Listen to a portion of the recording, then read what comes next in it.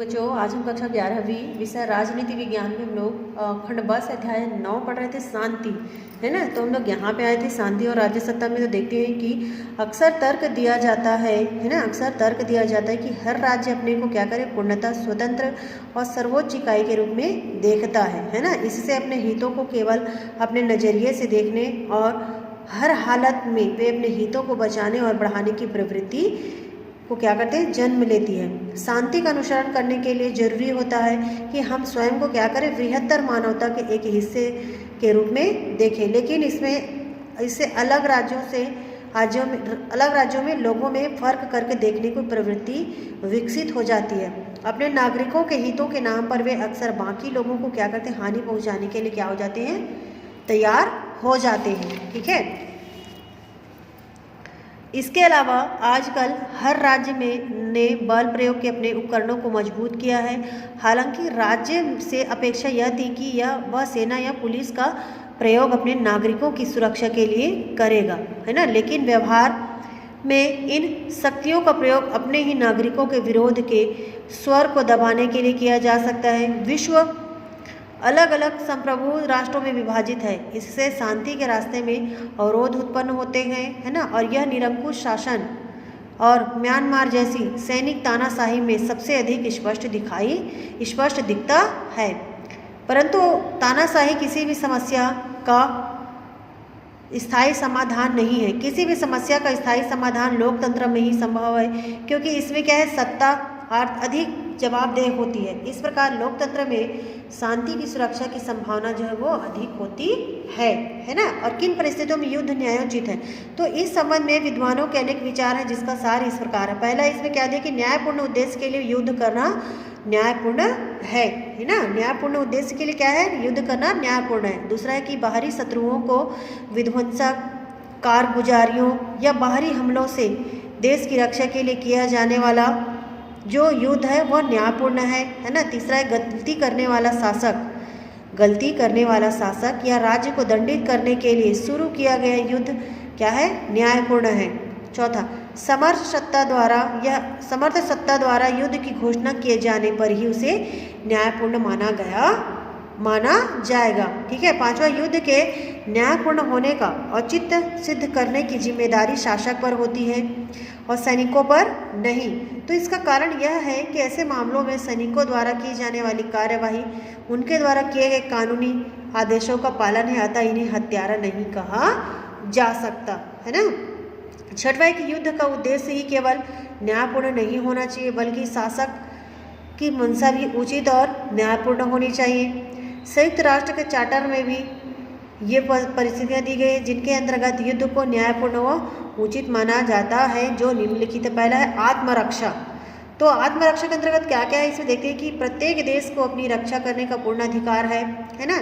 इस बात को ध्यान में रखते हुए अंतर्राष्ट्रीय कानून के तहत प्रत्येक देश को यह अधिकार दिया गया है कि अपनी रक्षा हेतु आवश्यकता पड़ने पर क्या करे, वो युद्ध कर सकता है। ठीक है। दूसरा है चार्टर पर हस्ताक्षर करने वाले सदस्यों के दुश्मन। तो संयुक्त राष्ट्र संघ के चार्टर के अनुच्छेद 10 में साफ तौर पर लिखा है ना। चार्टर के अनुच्छेद 10 में साफ तौर पर लिखा है कि चार्टर पर हस्ताक्षर करने वाले सदस्यों के दुश्मनों के साथ युद्ध करना क्या है, न्यायपूर्ण है। तीसरा, यदि संयुक्त राष्ट्र संघ की सुरक्षा परिषद युद्ध का निर्णय लेती है तो आंतरिक अधिकारिता के सिद्धांत के आधार पर युद्ध किया जाता है तथा इसे न्यायपूर्ण माना जाता है। क्या शस्त्रीकरण वैश्विक शांति को जन्म दे सकता है, तो देखते हैं कि इस प्रश्न को लेकर कि क्या शस्त्रीकरण द्वारा अंतर्राष्ट्रीय शांति स्थापित की जा सकती है अथवा नहीं। कुछ लोगों का मानना है ना, कुछ लोगों का मानना है कि शस्त्रीकरण से शांति स्थापित हो सकती है, क्योंकि शस्त्रीकरण आक्रमणकारी राज्य के मन में भय उत्पन्न कर देगा और वह युद्ध नहीं करेगा या किसी भी प्रकार से शांति भंग नहीं करेगा। परंतु कुछ लोग का मानना है कि शास्त्रों से प्राप्त होने वाली शांति स्थायी नहीं होती है। स्थायी विश्व शांति हेतु निशस्त्रीकरण आवश्यक है। शांति स्थापित करने के विभिन्न तरीके क्या क्या देखते, तो विश्व निरंतर शांति स्थापित करने के तरीके खोजने में लगा हुआ है। अभी तक शांति स्थापित करने तथा उसे कायम रखने के लिए अनेक रणनीतियाँ अपनाई गई है। इन रणनीतियों के पीछे 3 दृष्टिकोण कार्यरत है। देखते हैं 3 दृष्टिकोण कौन कौन से हैं। ठीक है, तो पहला इसमें दिया है संयुक्त संतुलन, शक्ति संतुलन, दूसरा है पारस्परिक निर्भरता और तीसरा है वैश्विक राज्य। तो देखते हैं शक्ति संतुलन में कि यह सिद्धांत इस विचारधारा पर आधारित है कि यदि राष्ट्रों की सैनिक शक्ति बराबर की होती है ना, बराबर की होती है तो युद्ध व संघर्ष की संभावना क्या हो जाती है, कम हो जाती है।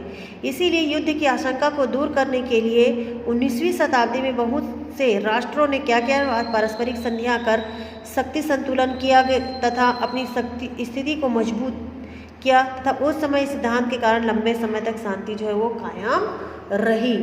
ठीक है, दूसरा है पारस्परिक निर्भरता। तो विभिन्न राष्ट्रों के बीच आपसी प्रतिद्वंदिता होती है, परंतु उनके बीच पारस्परिक निर्भरता की संभावना को भी नकारा नहीं जा सकता। पिछले कई वर्षों में विभिन्न राष्ट्रों के मध्य पारस्परिक सहयोग में वृद्धि हुई है, उनके मध्य सामाजिक व आर्थिक संबंध स्थापित हुए हैं। अनेक संगठनों की मध्यस्थता से एक दूसरे देश में पूंजी का प्रवाह हुआ है ना, इससे विभिन्न राष्ट्रों की आपसी समझ का क्या हुआ, विकास हुआ। इस सिद्धांत ने विश्व में शांति स्थापित करने में महत्वपूर्ण भूमिका निभाई है। इसका एक उदाहरण यूरोप है, जो द्वितीय विश्व युद्ध के पश्चात आर्थिक एकीकरण से राजनीतिक एकीकरण को की ओर क्या होता है, ये अग्रसर हुआ। तीसरा वैश्विक राज्य। तो उपयुक्त दोनों उपागम राष्ट्र राज्य प्रणाली को बनाए रखने का प्रयास करते हैं और जब तक राष्ट्र राज्य कायम है तब तक हर राज्य की संप्रभुता भी जरूर बनी रहेगी। परंतु पर्यावरण का सवाल हो या परमाणु हथियारों से सुरक्षा का मामला, तो अंतर्राष्ट्रीय आतंकवाद से निर्दोष लोगों को बचाना हो या राष्ट्रों के बीच आर्थिक असमानता कम करना, ये सभी समस्याएं जो है वो सामूहिक कार्यवाही की अपेक्षा रखती है। इन समस्याओं के समाधान के लिए राष्ट्र राज्य इतने छोटे हो गए हैं कि वे विश्व स्तर पर कोई प्रभावी भूमिका निभाने में समक्ष नहीं है। हम आज वैश्वीकरण की ओर बढ़ रहे हैं और जिससे देर सवेर विश्व राज्य का सपना जो है वो साकार हो सकता है। वैश्वीकरण के युग में राष्ट्र इतने छोटे हो गए हैं कि वे बड़ी समस्याओं का समाधान स्वयं नहीं कर सकते। ठीक है, चौथा है संयुक्त राष्ट्र संघ। तो अपनी अनेक अपूर्णताओं के बावजूद संयुक्त राष्ट्र संघ पृथ्वी पर शांति स्थापित करने के लिए एक सर्वाधिक सघन वृक्ष है, जिसकी शीतल छाया में विश्व मानव शांति व सुरक्षा का एहसास करता है। भविष्य में इससे मानव जाति को बड़ी बड़ी आशाएं हैं, है ना, इससे क्या है, बड़ी बड़ी आशाएं हैं। और संयुक्त राष्ट्र सुरक्षा परिषद पर विश्व में शांति और सुरक्षा बनाए रखने की प्राथमिक जिम्मेदारी डाली गई है। जब कोई शांतिपूर्ण उपाय सफल ना हो तो सुरक्षा परिषद क्या करता है, सैनिक कार्यवाही का सहारा भी वो ले सकती है। अंतर्राष्ट्रीय न्यायालय संयुक्त राष्ट्र संघ का प्रधान न्यायिक अंग है। इसने अनेक महत्वपूर्ण विवादों के निपटारे में सहयोग दिया है ना। संयुक्त राष्ट्र संघ की आर्थिक और सामाजिक परिषद आर्थिक, सामाजिक, सांस्कृतिक और अन्य बहुत से मामलों में जो है वो अंतर्राष्ट्रीय सहयोग को बढ़ावा देती है। संयुक्त राष्ट्र जो है मानवाधिकार आयोग और मानवाधिकारों की परिधि में आने वाले किसी भी मामले पर वो क्या कर सकती है, विचार कर सकते हैं। इस प्रकार विश्व शांति स्थापना के अनेक तरीके हैं जिन्हें निम्नलिखित रूप से वर्णित किया जा सकता है। इससे पहले देखिए, प्रत्येक राष्ट्र को क्या करना चाहिए, प्रत्येक राष्ट्र राज्य को एक दूसरे की क्षेत्रीय अखंडता व प्रभुसत्ता के लिए पारस्परिक सम्मान करना चाहिए, है ना। दूसरा है आक्रमण न करना, अर्थात एक दूसरे के प्रति क्षेत्रीय अखंडता व प्रभुसत्ता के प्रति सम्मान करना चाहिए। तीसरा है एक दूसरे देश के आंतरिक मामलों में हस्तक्षेप नहीं करना चाहिए, है ना। चौथा है समानता तथा पारस्परिक लाभ, अर्थात कोई राष्ट्र सबल या दुर्बल हो उसके साथ समानता का व्यवहार तथा सहयोग देकर विकास की नीति हो। पांचवा है शांतिमय सहअस्तित्व की नीति को सभी राष्ट्रों द्वारा अपनाया जाना चाहिए। और विश्व शांति की समकालीन चुनौतियाँ देखो, तो आज विश्व शांति के समक्ष अनेक चुनौतियाँ उपस्थित हैं जो क्या है, निम्न है।